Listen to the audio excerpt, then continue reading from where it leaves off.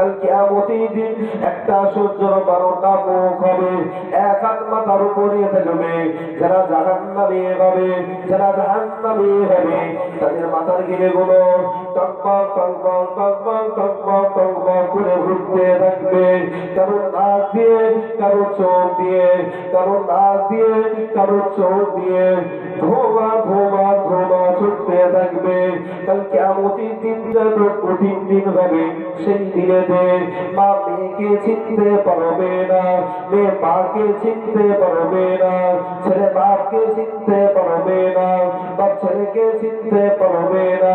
কাল কিয়ামতের দিনটা তো কঠিন দিন হবে। সেই দিনেতে কেউ কারোর জন্য সুপারিশ করতে পারবে না।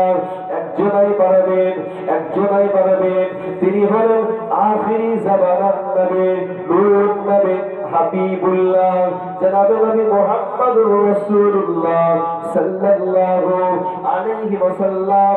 নবী আমার গুনাহগার উম্মত উম্মতীদের জন্য আল্লাহ পাকের দরবারে সুপারিশ করবে। জোরে বল, আরো জোরে বলে।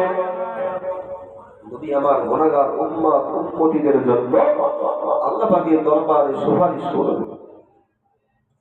কাল কিয়ামতের দিনটা বড় কঠিন দিন হবে, ভয়ানক দিন হবে। কাল কিয়ামতের দিন আল্লাহ পাক আব্বা আদমকে আল্লাহ বড় করে দেবেন, আল্লাহ পাক উঁচু করে দেবেন। আব্বা আদম কিয়ামতের মাঠ থেকে দয়ার নবীকে ডাকতে থাকবে, এ হযরতে মুহাম্মদ, এ হযরতে মুহাম্মদ। এই ডাকটা নবী পাক শুনতে পেয়ে যাবে। নবী আমার ছোট ছোট ছোট ছোট আব্বা আদমের পাশে এসে দাঁড়িয়ে যাবে, আব্বা আদমের পাশে এসে দাঁড়িয়ে যাবে। আব্বা আদম বলেন বলেন বলেন, আব্বা আদম বলেন বলেন বলেন।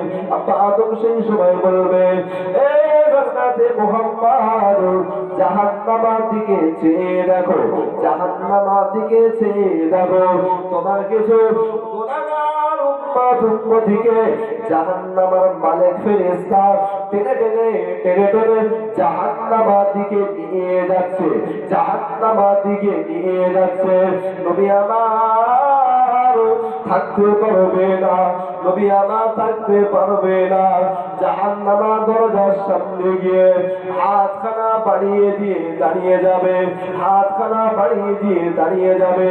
নবী আমার বলবে, এই জাহান্নামের মালিক, তুমি আমার গুনাহগার উম্মত উম্মতীকে জাহান্নামে দিও না, জাহান্নামে দিও না।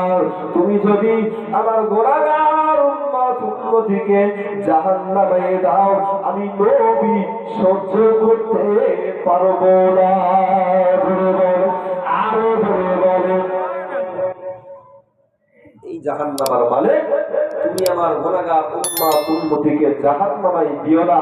তুমি যদি জাহান্নামে দাও, আমি নবী সহ্য করতে পারবো না।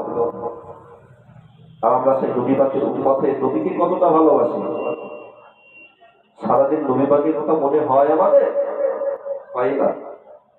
মনে না হলে পরকালে কিন্তু বিপদ আছে। সে নবীকে মহব্বত করুন, ভালোবাসুন, বিয়া করুন। ও ভাইজানেরা, নবী পাকের উম্মত উম্মতানিরা, জাহান্নামের মালিক আর অন্যান্য ফারিস্তারা এসে দয়ার